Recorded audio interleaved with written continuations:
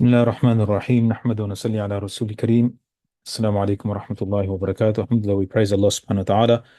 Ask him send peace and blessings on his beloved and our beloved Sayyidina Muhammad sallallahu alayhi wa sallam. Um,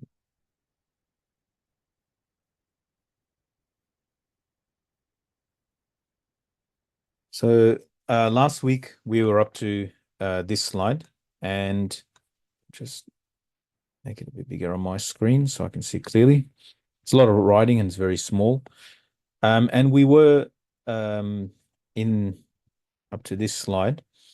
We discussed so far, what we discussed is a brief history of the initial period of fiqh, then the era or the four imams specifically, and the developments and their history and their books and so forth. And then the idea of the madhab, or sticking to a madhab, or having this existence of even the schools, what matters upon which all the scholars agree upon. Historically, what the ulama said. So the first thing, of course, all reject and reproach fanaticism, ta'assub, tribalism, whatever you want to call it. That is partisanship. There's different words, it's translators. But basically, you will all agree that someone marrying, saying that you can't marry because he's from another madhab, or disassociating or making it as a point of loyalty and association, disassociation based on a madhab and having enmity towards the followers of another madhab, that this is something blameworthy and something that is not befitting a Muslim and should not be encouraged. And it's something the seniors of all these madahib, the senior imams and fuqaha and jurists, are very far from. And the second part is the acceptance of the existence of madhabs or schools, and not to call towards their abolishment or abandonment, and or the extreme form is like people say we're going to burn the books.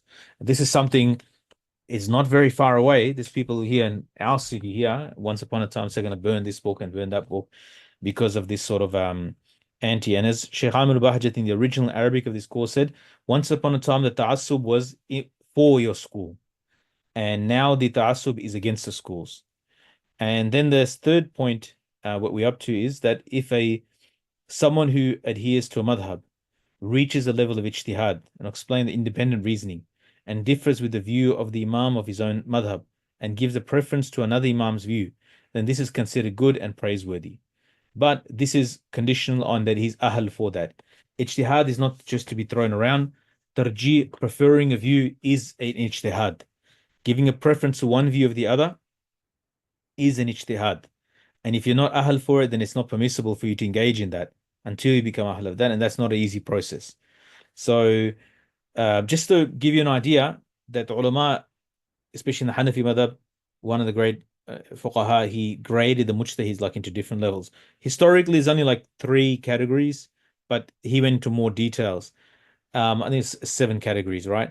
Mufti Taqi Usmani, one of the great scholars of our time, Allah give him good health, and he's our teacher's teacher. And when he was asked about, like, is he from like the second last category? That's considered like so if you put Imam Hanifa and the 4 Imams, Imam Muhammad Abu Yusuf in the first category, then you understand like there's like 5 categories between to the last one. The last one is just an alim who's a muqallid. Pretty much most of the ulama today, definitely those who graduated at Medina University, Riyadh University, al-Qura, Azhar, see, these are in the last category, right? They're muqallids, they follow somebody else. They don't have the expertise or the thing. It's very hard to do ijtihad in the real sense of ijtihad today. Generally, when new ijtihad is done, it's done collectively. There are fiqh councils now where large groups of scholars, great scholars, they get together, and because this requires so much, and that ability is not there. So anyway, so it doesn't apply to the graduates of madrasas like myself, or graduates of mufti courses, or graduates. That's a very different level of ijtihad that we are talking about. But again, so this is not just like people freestyling it, as many people might do in this time. And if that's something, if someone is ahl for that and they have an independent view, this is something praiseworthy, it's not blameworthy, but it has to be ahl, right? So Shaykh Amir Bahajat gave a very simple example. The example was of the mas لا يمس إلا المطهرون. So no one should touch it except for the purified. And referring to the touching of the Quran. And what does it mean that um, only those who are purified? The only being purified. So of course in tafsir that views that only the angels, right? So some people who open up one tafsir today, like the ijtihad, he illustrated this with an example of sort of the low level ijtihad, um, that could not even really be considered an ijtihad. It's almost a mockery of ijtihad.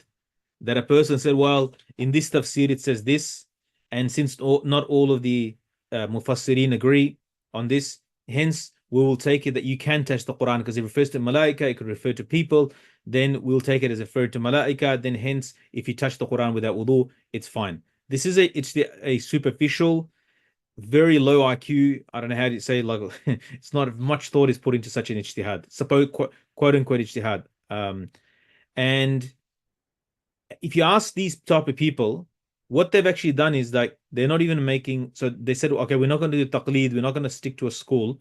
But then what they present in this place of the madhab or a school is like, did you look at all the athar, all the narration? I mean, most of these people don't even know the athar. They're very far from the athar. Athar meaning the narrations. Well, one is a hadith itself from Rasulullah sallallahu alaihi wasallam, other than the Quran, obviously. Then thirdly is the narrations from the Sahaba, the Imams of the Sahaba radiallahu anhum, the Tabi'een, what have they got to say about it? So it's very superficial, service level, quote unquote, and I say this sarcastically, ijtihad.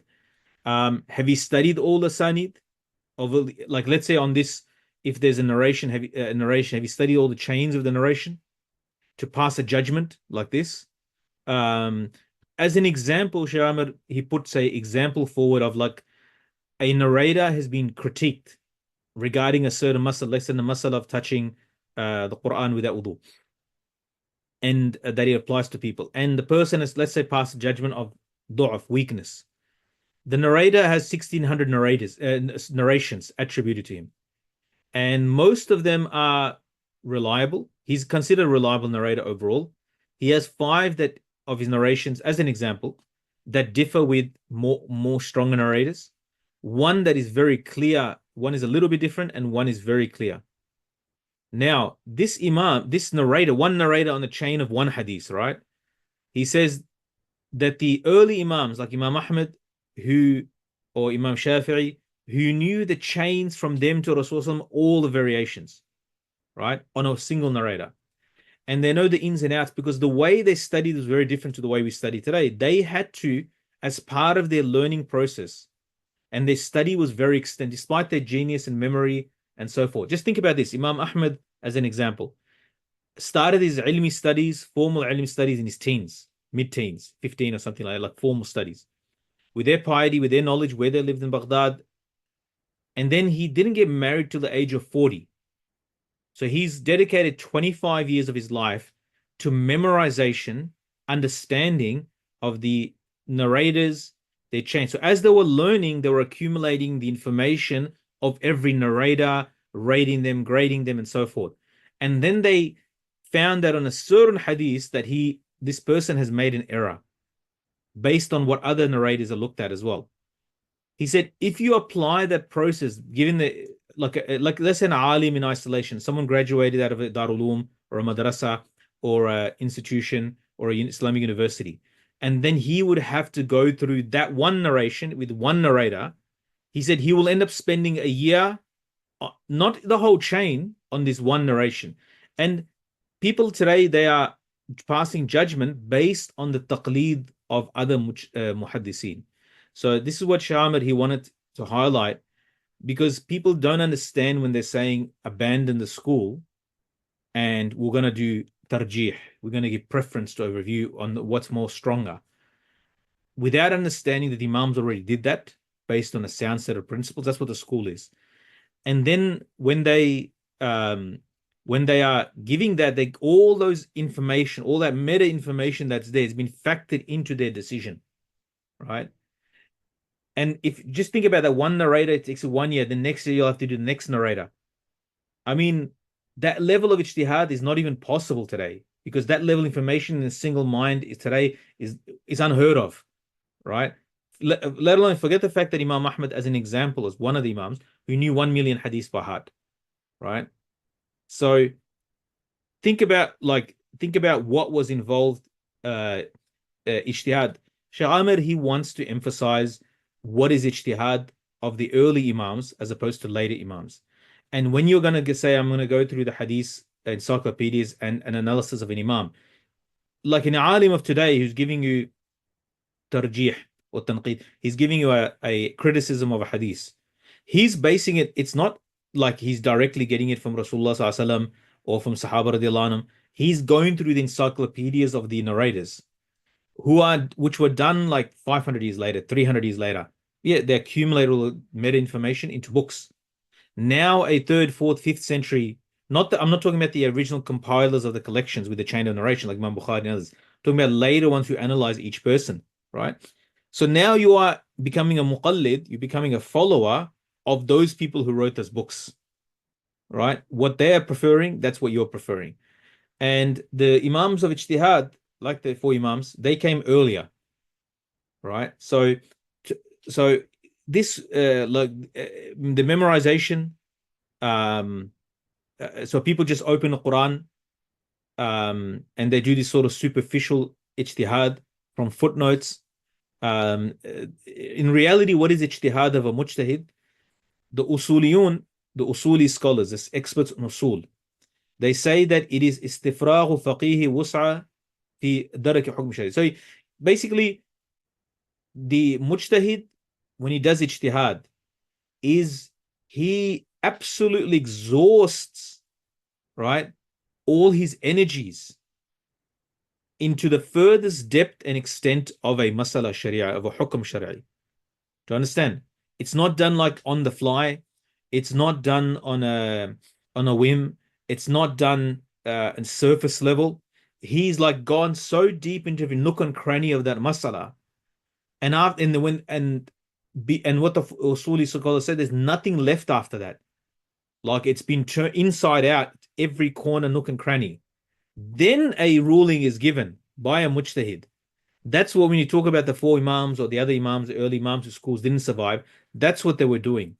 With all that information, right? All the narration, the hadith, ayat, and all the fatwa, sahaba radiallahu anhum, and all the meta information about the narrators, the incidents, the history, make sure this is proper, the corroboration between it, right? The corroboration between all these rawis and narrators, right? So this type of ijtihad of the mujtahid is something unique, and it's not repeated afterwards. It's not even possible to repeat it afterwards, the depth that they did that. So today you'll see people that are very negligent and ignorant in this aspect. Modern researchers don't look at Sahaba radiallahu anhum even. A lot of modern researchers or modernist researchers, when they do a ruling, just give me one moment.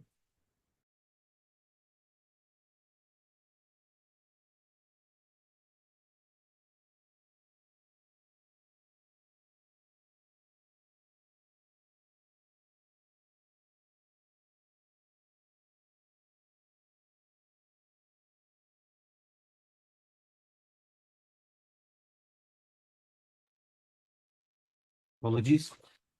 Yeah,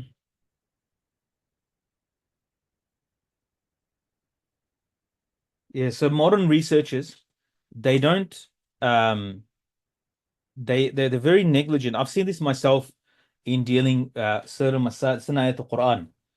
And when you open the tafsirs like of the great ulama of the past, like the reference tafsir, like Qurtubi and Tabari and so forth, you'll notice that modern research intentionally will ignore the Sahaba radiallahu anhum. Because Sahaba radiallahu anhum, they and the early Imams, they will give you the meaning of it, and they sort of they push it to the side and they give their own interpretation. And so they're either willfully ignorant or negligent in this matter. The modern way of tarjih, preference, like in views, let's say there's ikhtilaf in an issue, there's a difference of opinion. So some people they take averages, they do averages, right? They will take, like you take the highest value, the lowest value, and take the average, you get a middle value. That they treat tarjih like that between the madahib, and so it's like really the fatwas of averages. This is not a proper methodology, right? This is not a real methodology. It's just a made-up methodology because we study maths at school. They're applying it to. They'll take the max, the minimum, and then they'll take the average. The third, they'll have like they'll put all the views, and then they say, well, this seems like the middle view, right? So the median, they'll take the median according to them, right? So these sort of or they'll just say what is the easiest thing to apply, all right? So this is look in extreme necessities, in extreme necessities, in extreme necessities, the Sharia does allow concession and ease for the slaves. Allah subhanahu wa ta'ala has built that ease, is built facilitate within that. The problem is when you're trying to make things easy that are not supposed to be. People there are groups appeared. My father, rahmallah, was when he was in Imam in Switzerland, one specific sect. They were saying, they just tell their followers, you can pray all your salat at the end of the day because you're in a working day. And even in Australia, once upon a time, people were thinking of doing Jummah on a Sunday. I mean, this is like they're making things easier more than what the Sharia is prescribed, right? So, and another example Shaykh Ahmed gave in the course is that for example, like three divorces being three, and people will come up and they'll say things like, Islam is a deen of mercy, and therefore we should not uh, we should be easy, and it's going to break up the family, and they'll give such a sob story about the situation that a person will, I mean, you'll be brought to tears. We have to protect the family and keep the family together. Yes, that's all good, but that's not a way to make a hukm. Firstly, if especially the hukm is established from the Quran and from the Sunnah, now we're trying to change it based on external conditions to the point of that we're ignoring the nas, we're actually changing, ignoring and totally disobeying what Allah and His Rasul has told us. So all these sort of emotions are being brought into it as well, and the preference is given is so people don't get upset, right? So these type of things are being done now because people become detached from a systematic madhab or school. And so Shaykh Ahmed wants to, in the course, these notes are in front of you, they're from his lecture in Arabic. And what he's explaining in these notes is to make sure that we understand that ijtihad is not just research the way we think it is. It's a much more deeper and complex work. And this is why the great imams, so you'll have Imam Nawawi rahmullah as a Shafi'i, and you'll have Ibn Qudam al-Maqdisi as a Hanbali, and you'll have Qarafi as a Maliki, and you'll have Imam Kasani who's a Hanafi. Great imams, geniuses, great writers, Imam Sarakhsi, on and on and on. Great mental discipline. But they knew their place in front of the mujtahid. They knew that, I can't, despite the fact that they have original contribution to the schools, to fiqh and Islam in general. They wrote so much, all these people, names that I gave you, they all contributed so much to Islam. But when it came to this issue of fiqh, they felt it necessary they stay within a school, within a framework. Because they knew their place in scholarship, that no, they were not on par with Imam Hanifa or Imam Shafi, Imam Malik, thing. Even though some people today who might just graduate out of an Islamic university or a madrasa might falsely self-delude themselves and think like that.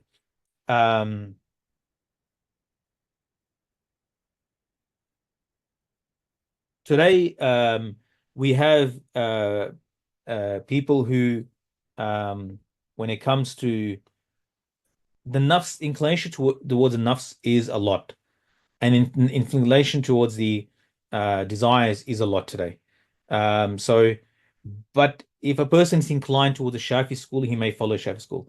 But he shouldn't pass judgment on Imam Ahmad as example that Imam Hanifa and say Imam Hanifa opposed the Quran and Sunnah, right? We are not in a place to sit judge over those people. We're very, very far, especially the Imams of the Salaf like Imam Hanifa, Imam Malik, Imam Ahmad, these Imams and their schools and their judgments. Like we're not in the position, we're very far from that. So this is very important. However, if a scholar exercises independent reasoning and he's recognized among the scholarly body of the Muslims that he is someone who's able to exercise ijtihad in whatever capacity, because it's not like, all right, he's not Imam Hanifa, Imam Shafi, the four Imams, but within the school, he's got some say and he's contribute original ideas. And when I say original ideas, I mean he's got a contribution in expanding the school, then he'll be treated according to his level. And we're taught in Islam, anzilu nasa manazilahum, to treat people according to their level.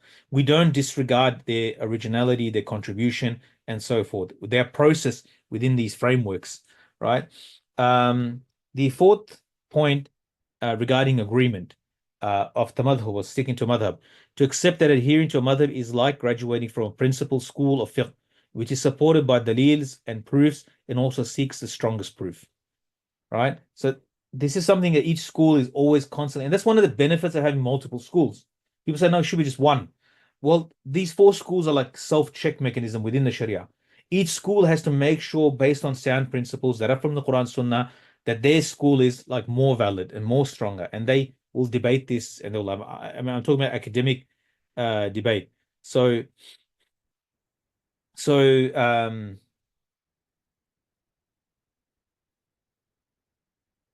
yeah, I'll bring the book is here somewhere. I did study it last year. This the seven note. Jazakallah khair. I'll make a note of it later, inshallah, at the end of this session. Um, I'll see if I can bring him up.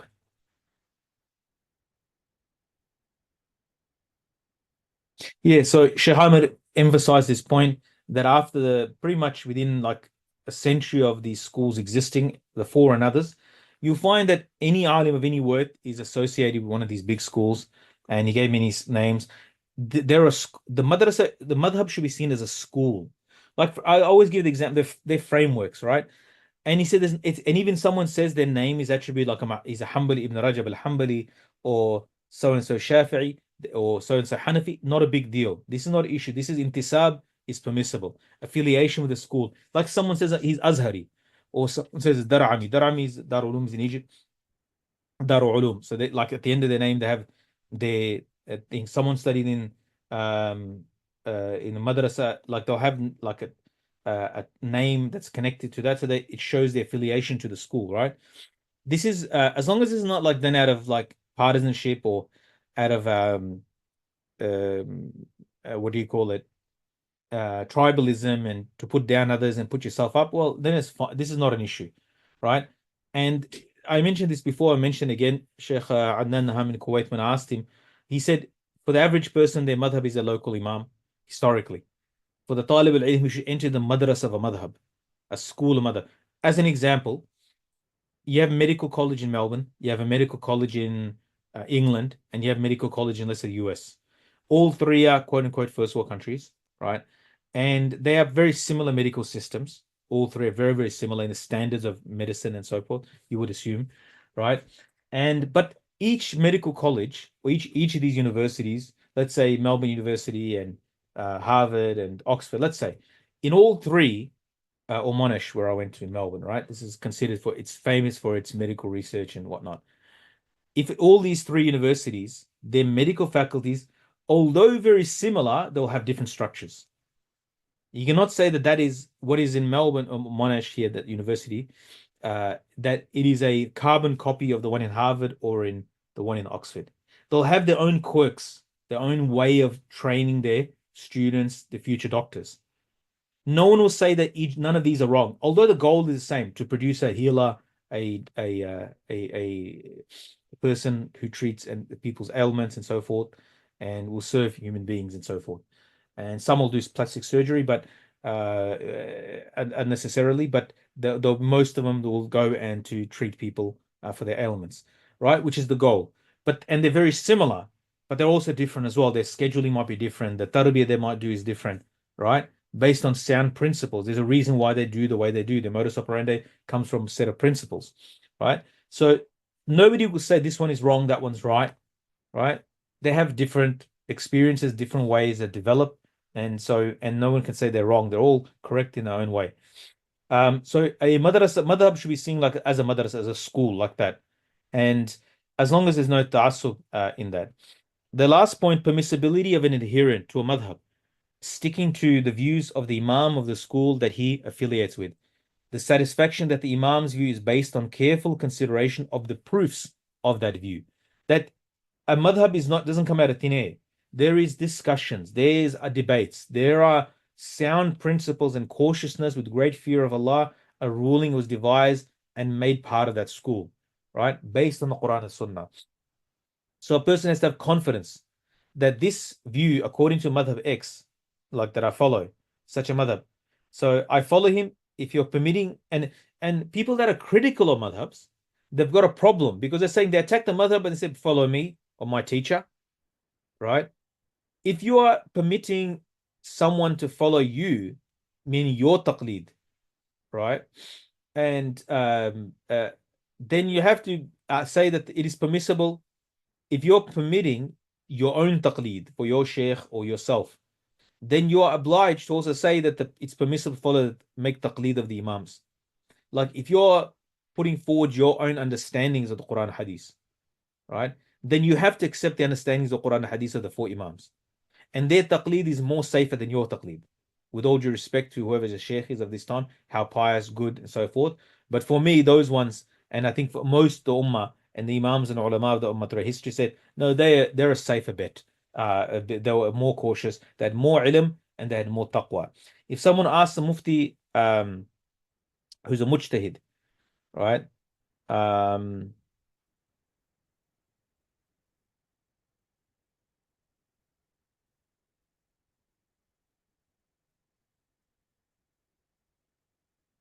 sorry, that's yeah, we'll go to the next slide. Now, these are now some issues where there is a point of difference. The actual ruling on tamadhub, like, is it, so some will say it's wajib, right? That following a madhab is wajib, right? So this is the view of like Shaykh Amin al-Shinqiti rahmullah said, the later usuli scholars, the legal theory experts, the usul scholars, usuliyin, that said from all the madahib, agree that it is wajib. Why is it that later usuli scholars are saying this? Once they saw that the changes in the people, the scholars saw the changes in the people, and um, they saw the changes in the people and the corruption, the guardrails needed to be more, right? And a simple principle you see, I was discussing this with the Mufti this week, that in the current situation of Gaza and whatnot, right? A lot of stuff has infiltrated the Muslim community because we've got our guard down at the moment, politically and so forth. It's a lot of things under that people wrap themselves in Gaza. It's important that we deal with the Muslims' problems and so forth, but we have to be very, very careful that under these things don't become a Trojan horse. Yes, we have to attend to alleviate the suffering of our Muslim brothers and sisters. Yes, but we have to be also on guard. And this is something that the fuqaha, their job is. Their job is not, they have to be on guard to make sure that the deen is not changed. This is the beauty of our deen, that the Quran cannot be changed and that the Sunnah of Rasulullah cannot be changed. And the practice of Islam are preserved so that we don't drop our guard and we change the Sharia or the deen. Um, so, so this is why the later scholars were much more cautious. And I'll give you an example. Imam Safarini, rahmullah, about 200 something years ago, he writes a refutation on not sticking to one madhab. And who is he writing the refutation? He's writing on another Hanbali Imam, great Imam in the Mazhab, Mar'i ibn Yusuf, rahmullah, who was 150 years before him. It's about 400 years ago. That the 400 years ago fatwa is more lenient, while the 150-year one like becomes more strict because of what's happening in the world. They're seeing, and you see that in the Sahaba radiallahu anhum as well. Sayyidina Aisha radiallahu anha, mother, the mother of the believers, Sayyidina Aisha radiallahu anha, she said, if Rasulullah sallallahu alaihi wasallam saw the woman today, he will not let them go to the masjid, right? And you see, like, what's she noting? That corruption, societal corruption, changes, and so forth. And she's adjusting the hukam and the cautiousness in there. Yes, women are allowed to go to the mosque, but there's other factors to take consideration because it's not even fard on them. And if there's other harms are going to come, then we have to, depending on the society, time, and place. I'm not going to talk about the details of that fatwa, but I just give you an example. A thought is put into it. So the latest scholars, why they're like that? Why? Because they're seeing that people are going to make mockery of deen if they're not disciplined in a structure. I'll give you another example. Um, one of the is a young brother. He was mentioning to me about the Bosnian mosque here, very close, the closest mosque to me, and he said they're very strict about the 20 rakat tarawih, but they don't do the khatam Quran, but they do it. I said, yeah, that's a good thing. Why would you want to spoil that? Like they make like fard almost. Like I mean, they're disciplined in it. So something has been established, which is coming from 1,000 years. It's not something new. It's from Umar and Khattab at the time. It's established in that community, and they're disciplined to that. And now we want to like move the goalpost and just think what's going to happen. Tarawih will disappear, or become minimized and so forth. So it'll become unimportant. Like some people saying it's not even important. So why there's certain things that if you destabilize it, the community Muslim ummah will lose it. It'll become abnormal to do the right thing. So the majority view, however, of the scholars is that it is permissible, mubah, to stick to a madhab. Qadi Iyad rahmallah said there is ijma, consensus of the Muslim to be followed of and study according to their madhabs. Ibn Hubayr Wazir al-Hamd rahmallah described the four madhabs as the ummah has consensus that is permissible to follow any of them. Not wajib, permissible. Ibn Farhun says there is consensus of the people to imitate the madhabs. There is an agreement of the ulama to follow and be guided by the madhabs, to study their books and to attain understanding in deen according to them. There is a view I mentioned about that later scholars, you've seen all the madhahib, they're very, very strict because they can see that people will be playing games, mixing the madhahib and follow their desires, which is haram in Islam. To follow your desires, your lust in Islam, in ahkam, is haram. And there's even a serious consideration where if sometimes you mix a act from different madhahib, it might not be valid according to any of the schools, right? For example, in wudu, like Bismillah, according to some schools, is wajib. And if you intentionally forget it, your wudu is invalid. So someone comes along, well, in Hanafi school, it's not compulsory. So I'll take that view, right? Then I said, I'll only, a certain act of the wudu is only required to do this much. I don't have to do the mouth and nose. I just have to do the face, right? On and on. Until you get wudu, you can do like a bare minimum wudu, taking the lowest common denominator of all of them. But it's not, that wudu might not be valid according to all the schools. And the classic example given of talfiq, which is that mixing of madahib in an invalid way according to all the schools. He's not valid in Shafi madhab, Hanafi, Maliki. So he's taken bits of Hanafi madhab, and bits of the Shafi madhab, but like the nikah, the classic example is given of nikah, where the Malikis don't really require witnesses, but they have to announce, right?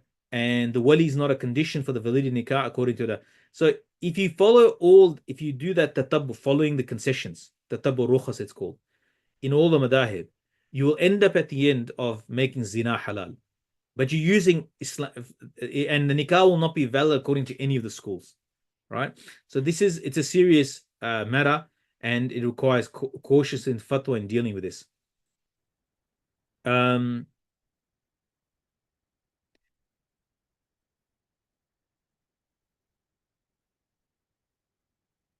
Imam Ibn Hazm, however, the view, it was from Spain, the Zahiri Imam, he followed the Zahiri school.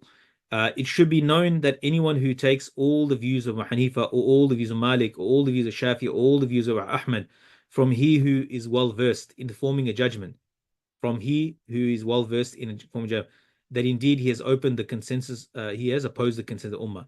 However, this is his view, but if you can see already that he who is well versed, right?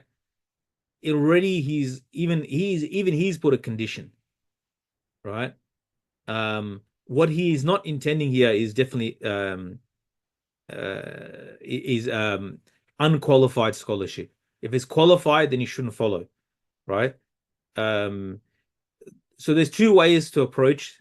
One is a person sticks to one of the methods, right? Or he asked the alim he trusts, is confident in his deen and his trustworthiness. Like he's reliable in his deen, and he is truthful and trustworthy, a scholar of Islam that he sees. Arabs have different words. Ulama rabbayiniyun, the ulama that are godly, pious, right? Or the ulama of taqwa, the ulama that have taqwa, right? They are particular about the apparent sharia, and so the heart only Allah knows, but they are particular about the apparent sunnah and the sharia. So a person go, historically, that was your local imam. He used to be an alim. Most people prayed salat in the masjid regularly in one masjid. They wouldn't go so far. And that imam was their alim, their mufti and everything. My father, rahmatullah, said that every imam is really, in reality, he's performing the function of a mufti. People are going to ask questions from him. He answers their questions. At a basic level, he's doing the function of a mufti, right? So in that sense, like, so he had these two options: to learn a madhab in a some sort of semi-formal way, he sticks to madhab, or follow an alim that he relies upon without knowing or understanding madhabs or anything like that, right? These are the two options available to the average Muslim. Um, the tamadhub means that he sticks to the madhab, its restrictions, its ideals he takes, and its concessions he leaves, right? And he never goes outside uh, uh, the uh, the madhab. Um, and remember that taqleed, following a madhab, is at different levels according to the level of knowledge of the person. Imagine, like Imam Ahmad rahimullah, he said the conditions, like if you're not a muqallid, then you're mujtahid. But what is the standard of ijtihad?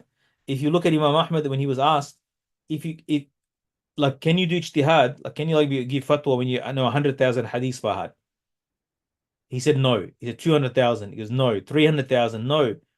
He said um he said that 300,000. He said I hope that he can, right? Like he gets barely past to be a mujtahid. That was their standard of ijtihad, right? So some people say that the later scholars, the usuli scholars I mentioned before, that they were restrictive, that they made it hard, right? Some weak people say they made it hard. But if you look at their standard, they allow what the muftis that we have today, but based on their standard.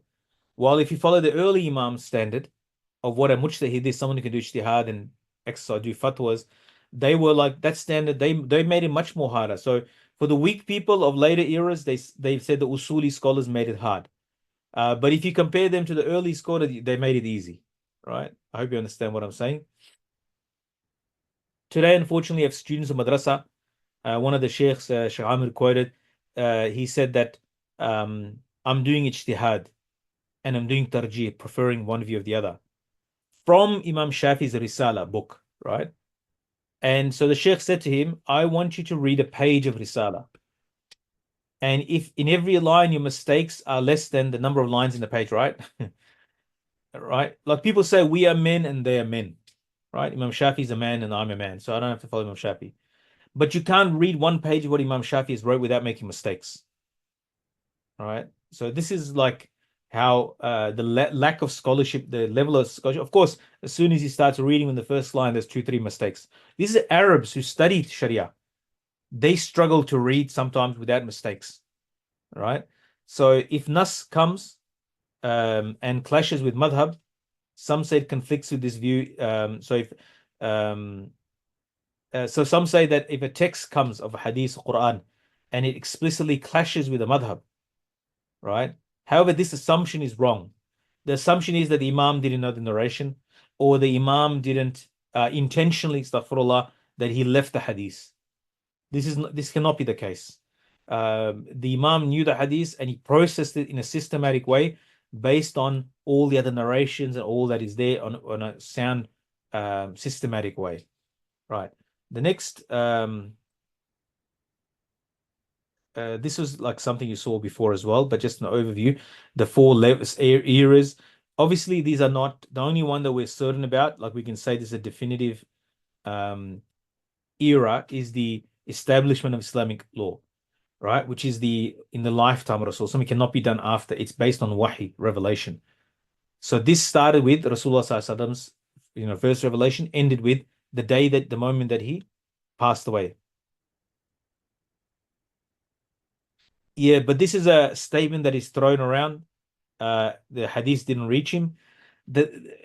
Like as an example, like the hadith didn't reach him. A simple case of that. There's a narration where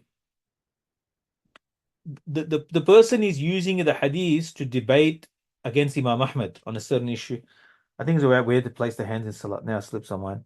See how bad our memories. He and the thing is that the judgment of the hadith is from Imam Ahmad himself, right? So so we have to be careful when you make that assumption. And you're talking about a school that's multi-generational, right? And the foundation era of the school. And then you have like the imams of hadith that are involved in those schools, like Qadi B. Yusuf, like for example in the Hanafi school, right? The idea that Imam Hanifa is council of uh, muhaddiseen and fuqaha and so forth. I want to see evidence of that specifically in what specific case. These are very few rare instances. They should not be projected that somehow the whole school is defunct and so forth. But you have to show the evidence of that and how it was applied by that school and why was it applied. But the assumption that they disregarded the hadith intentionally or that they didn't know the hadith, you'll have to prove that, right? That they didn't know the hadith. Like, but you know it, like because you picked up Riyadh al-Salihin and or Umd al-Ahkam and you know it and they didn't know it. This is in many cases far-fetched. All right. So first stage is established, which is the passing away of Rasul. The moment that Rasul passed, the first stage is closed. That's a definite fixed time in history. The stage before the madhabs, right? It's about until after 100 after Hijrah. The eras of the madhab, right? So you got the intermediate stage of Sahaba and Tabi'een. Then you have and then you have this long period, like 1200 years until the modern era, pre-modern era, that lasts 150 years approximately. This last 150 years, you can see there's like this long stretch of the era of the Madahib, 1200 years. And so let's go through what these changes are. So the milestones regards to fiqh in the modern era. So the last era, we just have a look at that. The first thing that occurs in this era is the printing of fiqh books in a scale that was unseen before.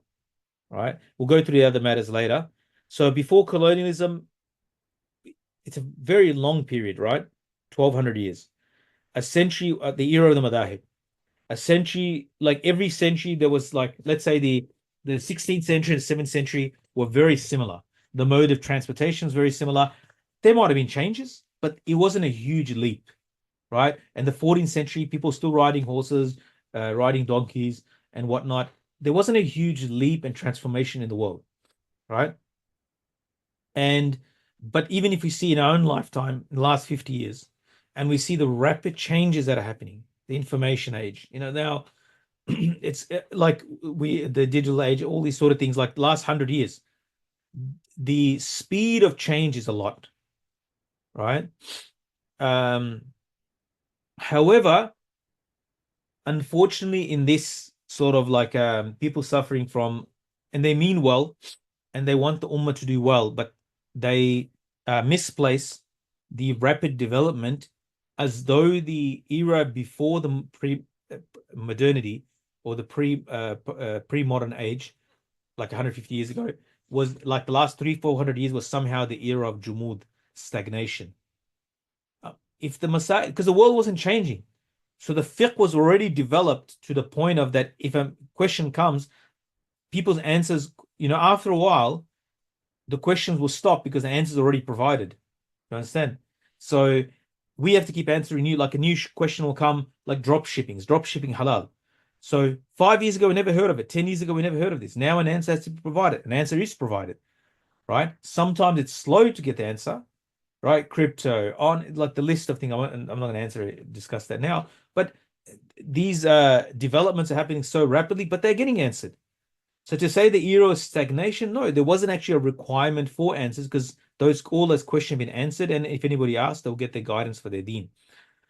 But this has resulted in certain quarters a call for a total uprooting of all fiqh and rebuilding it from scratch.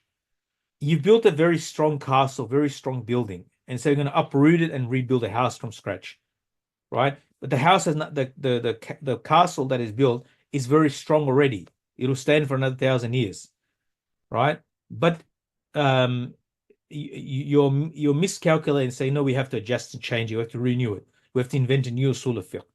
And every attempt that has been made in the last 100 years for that always falls flat on his face because the people who do that, encourage that, and push that, they always, there's like, for everything they try to change, there's like all these contradictions that come, and it doesn't work, right? So trying to make a new building for the sake of building as opposed to its necessity. Um, the printing of books, I won't go into too much, but it's very self-evident. In the past, people just used to write copies. At the feet of many, the footsteps of many masjids, people used to be sitting there as copyists. So a book was, somebody used to come, give it to those people, pay them, and give out, they separate the chapters, like say 20 chapters, give to 20 people. Each person transcribes a new chapter. They put it all together, bind it. Here's a new book, like a new copy of the book. That's how it used to be done. It said one of the ulama, he transcribed the Sahih Muslim 7 times. And when he died, I think someone saw in a dream, he was resting and he was saying, like I'm now resting from transcribing because he got so tired in this life, right, of transcribing, copying out. I mean, just think about dipping in the ink pot writing. Imagine if they had pens or computers like we have today. These 10, 20, 30, 40 volume books were written by hand by the ulama, dipping into ink pot writing, writing. Um, and many encyclopedias were prepared, books within the madhabs were prepared, and in the recent era, tahqiq came. Now, students of knowledge, like I'm in a library. I personally don't like having books behind my back. I don't know, I find it strange. I don't want to like project like this is my authority, but also I feel weird having putting books behind me. People like that as a decor, it's probably fine. But so I am sitting among books, and these books, like I have a library here at here in a library in the madrasa, and like they're accessible. Students of knowledge have libraries now that even ulama didn't have in the past. The amount of access that we have to books. Books are expensive, difficult to make. Students, my father, rahimullah, he mentioned to me that he saw it. We're from northwest of Pakistan, the tribal areas, and he mentioned to me that he saw with his own eyes as a child students making their own pens and making, there was certain plant that they used to make their own ink. And he saw with his own eyes that students were making their own paper. I mean, that is in like 80, in the last 80 years, right? The amount of effort that the ulama made. So anyway, Shaykh Ahmed goes through a lot of like books and different encyclopedias in the madhabs. We're not going to remember all those names and which ones are reliable and the latest tahqiq. And a lot of effort, especially in the Gulf countries, for the Hanbali madhab specifically. A lot of manuscripts been brought out. Ulama have checked and revised and checked against multiple manuscripts of the author and other ulama, students, so forth, put together, compared, notes are checked, and so forth. And the many manuscripts not published until now. They're available, but they haven't been, and they're being digitized, and ulama having any access to it. There are books being published that never been in circulation, that disappeared. They're in libraries, in manuscript forms in India. I think the biggest collection of manuscripts, because the Muslim India was so wealthy, the biggest manuscript, I think, is Rampur or somewhere, if I remember correctly, is the biggest collection of like books that were written in Makkah Mukarramah at some point ended up in India because Muslims could afford and pay and buy it, and they had these huge libraries that the rulers supported.